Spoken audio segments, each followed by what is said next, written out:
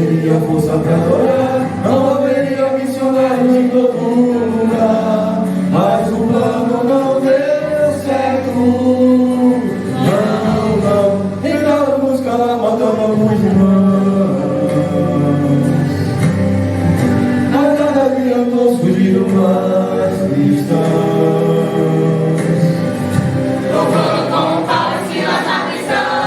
O céu estremecendo o chão, assumindo a missão. O plano do Senhor é que prevaleceu. Há quase 2000 anos a igreja só cresceu. Jesus é a cabeça, nos ensina a trabalhar.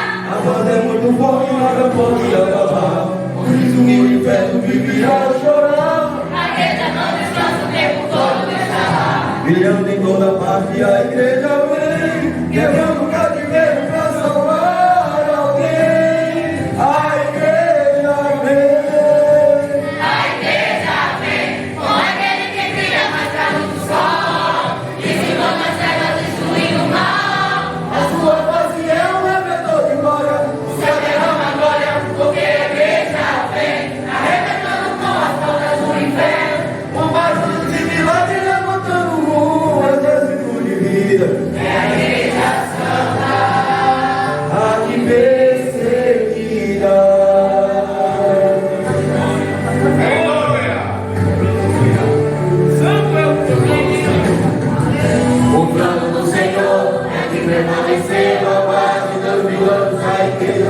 Jesus é a cabeça, nos ensina a trabalhar. A base é muito forte, nada pode abalar.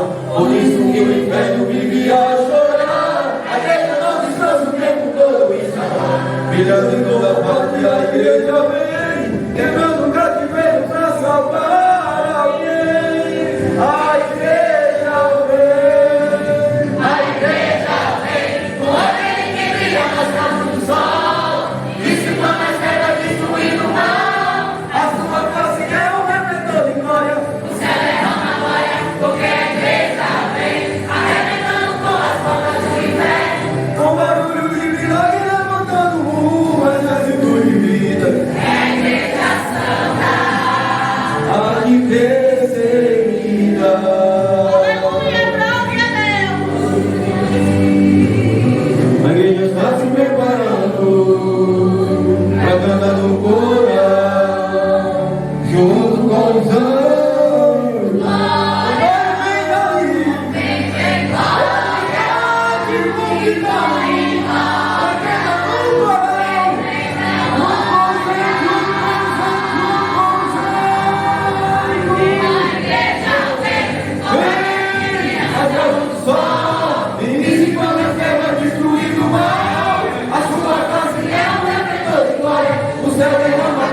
Porque a igreja vem, arrebentando com as portas do inferno, com barulho de milagre levantando um exército de vida. É a igreja santa, a igreja vem, com aquele que brilha nas calmas do sol, dissipando as trevas, destruindo o mal.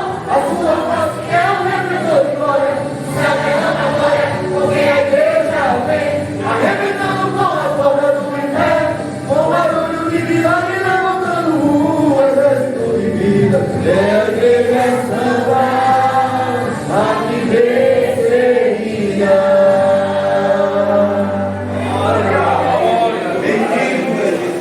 Vamos louvar o 469 da nossa alma. Quando angélicos saltam bem neste mundo ressurgir. o meu nome ouvirei, Jesus chamar, pois eu creio nas promessas de Deus amado. Quando ouvi Jesus meu nome proclamar, glória, glória, aleluia. O meu nome ouvirei Jesus chamar. Glória, glória, aleluia. Eu espero ouvir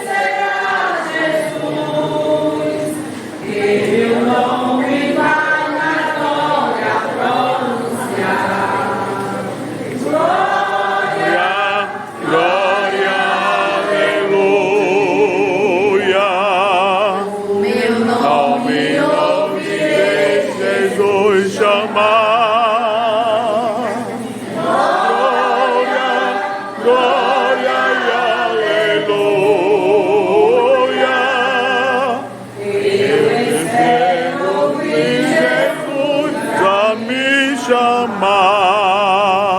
Ó, cremos da suave tristeza me ouvir. O meu nome Jesus pois anunciar. Ó, cremoso a minha alma lá nos altos céus ouvir. Quando Cristo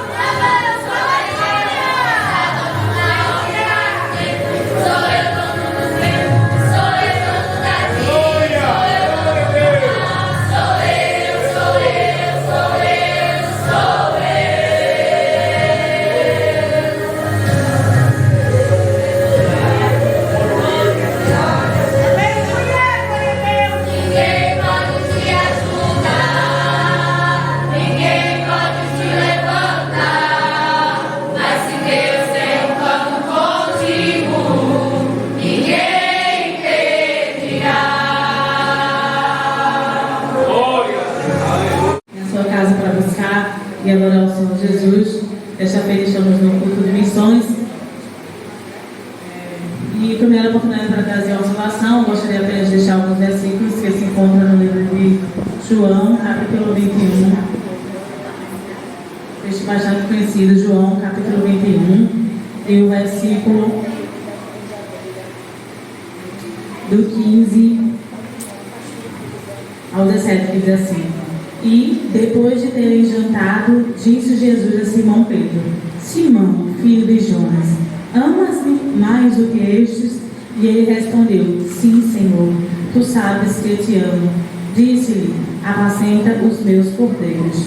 Tornou a dizer-lhe segunda vez: Simão, filho de Jonas, amas-me? Disse-lhe: Sim, Senhor, tu sabes que eu te amo. Disse-lhe: Apacenta as minhas ovelhas.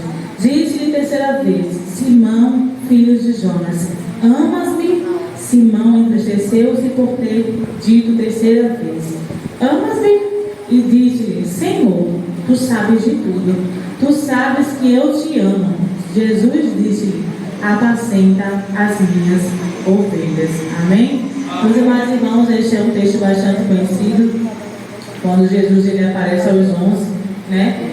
Em João capítulo 21. Aqui já havia acontecido a crucificação, Jesus já havia morrido para perdoar os nossos pecados, Jesus ele já havia ressuscitado, e ele aparece aqui nessa passagem aos seus discípulos. E é interessante esse texto, né, sobre o apóstolo Pedro, né?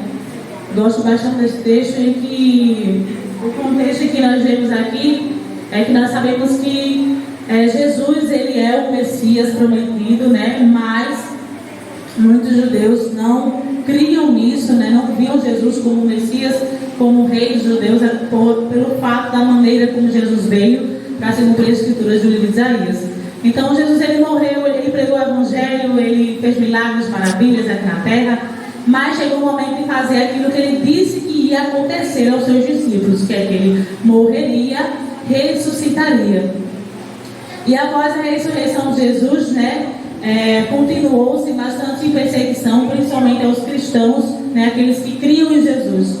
E desta feita, nessa passagem aqui no livro de João, capítulo 21, a gente vai observar um momento em que talvez tenha sido um momento bem difícil, né? Jesus ele havia ressuscitado, né? Alguns discípulos até, em certo ponto, haviam até duvidado um pouco sobre isso. E é interessante esse fato em que Pedro, né? Jesus escolheu Pedro para liderar a igreja, para liderar o povo, mas talvez nesse momento ele ainda não imaginava isso. E é interessante que Jesus ele vai mostrar que chamou Pedro para ser pescador de homens, para ganhar alma para Jesus, deixar a pescaria, deixar de lado o seu serviço apenas terreno, mas focar principalmente no reino espiritual e pescar homens para Jesus. E é interessante que após a ressurreição de Jesus, nos versículos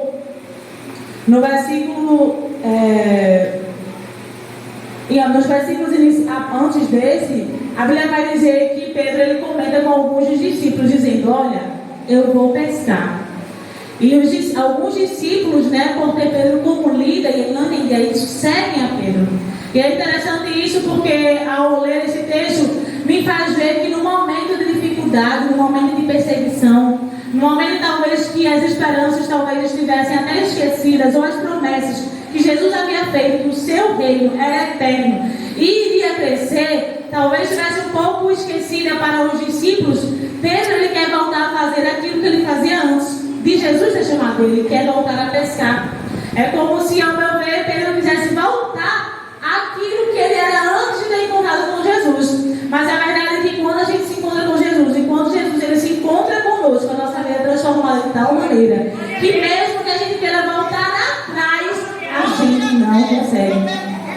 Então Pedro ele vai ali, né, com aquela intenção, os discípulos seguem ele, Jesus mais na frente aparece e fala com Pedro. Pedro já havia negado a Jesus, estava triste por isso, arrependido por isso, sentindo talvez fraco, falho.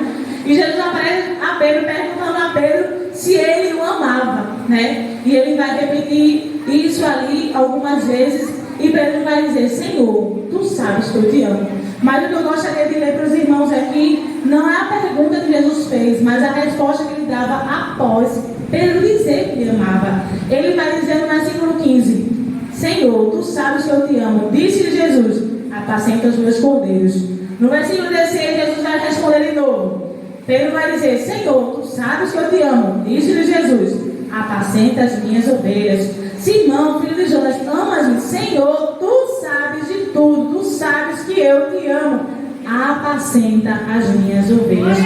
E isso me acha bastante interessante, irmãos. A resposta de Jesus, após Pedro ter negado, após Pedro ter falhado, após Pedro ter querido voltar para a vida talvez anterior, aquele momento ali tão difícil, mas um dia Jesus estava dizendo para Pedro: olha, Pedro, se tu realmente me amas, como tu estás dizendo que tu me amas, eu estou te pedindo uma coisa: apacenta as minhas ovelhas. Né? E quando a gente fala de apacentar, talvez estamos querendo lembrar de cuidar das ovelhas. E quando se fala de cuidar, a gente fala de alimento, de água. Talvez para mim, quando eu li esse versículo, a expressão da palavra no coração: se você diz que me ama e você quer provar isso, cuide das minhas ovelhas, cuide dos meus. Então talvez ao meu ver aqui, quando eu li esse texto, a expressão da palavra no coração: se você de fato quer provar, e uma forma de provar a mim que você verdadeiramente me ama, é pregando o meu evangelho. Então pregar o evangelho de Cristo, além de ser uma obrigação, além de ser uma missão que Jesus nos deu, é uma prova de que verdadeiramente o amamos. Porque quem ama a Jesus ama as suas ovelhas perdidas. Amém? Então que a gente possa, irmãos, nesse mundo de missões, lembrar disso, né? Pregar o evangelho é não só a minha obrigação, mas é uma maneira de eu mostrar, assim como Pedro, que eu amo o meu Jesus. Glória a Deus. Amém. Eu convido para cantar Esther comigo.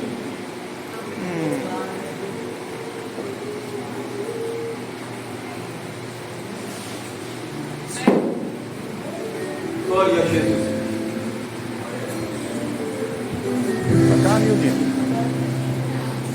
Porque você não faz ideia o que sou fazer. Não quer te entender, mas essa frase está amadurecendo. Onde você vê deserto, eu vejo um processo. Onde você sente dor, eu vejo experiência pra você comprar. Quando lá chegar, você só enxerga a pena, mas ali também. Porque antes do alívio vem o sofrimento. Não permite que essa luta rouba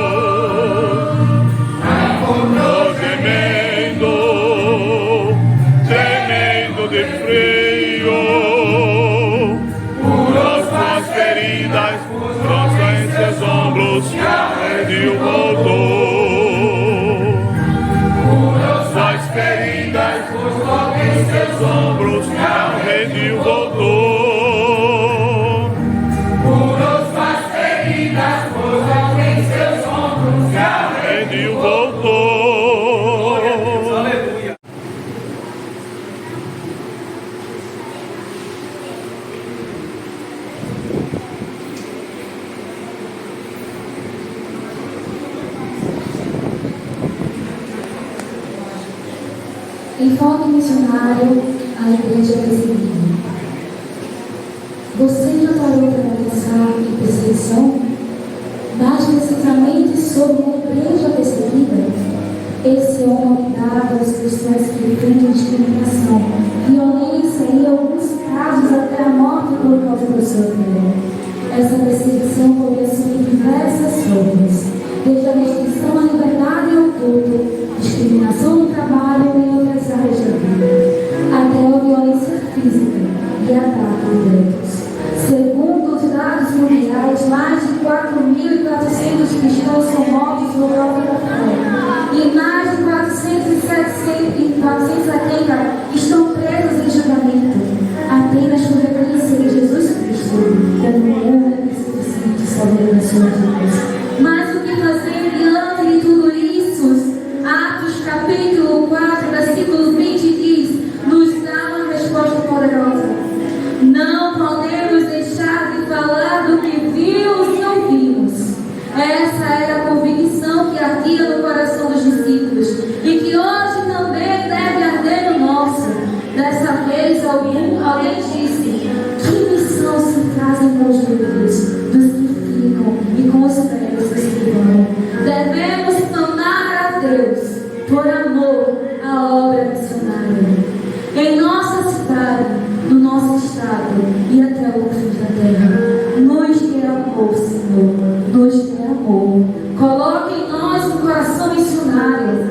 Esse chamado nos desafia.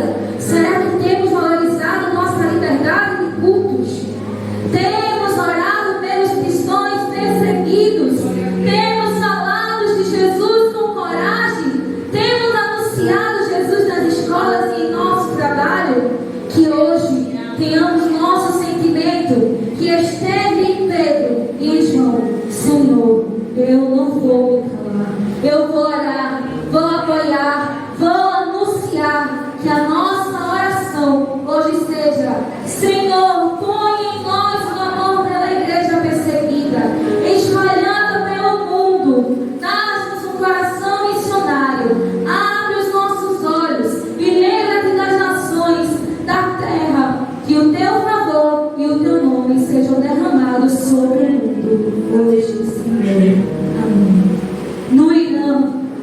comunidade cristã enfrenta conflitos religiosos devido às leis religiosas islâmicas.